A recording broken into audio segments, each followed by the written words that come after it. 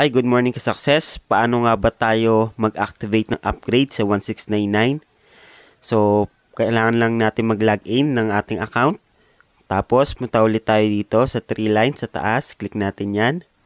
And then, punta tayo dito sa upgrade packages.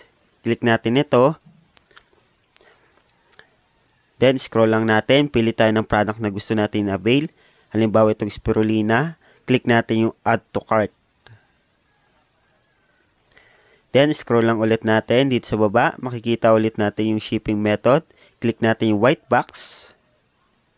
Then, pipiliin natin yung pick up. Always pick up yung pipiliin natin. Then, meron dito sa babang buy using eCash. So, click natin tong eCash. Yan, yung blue button.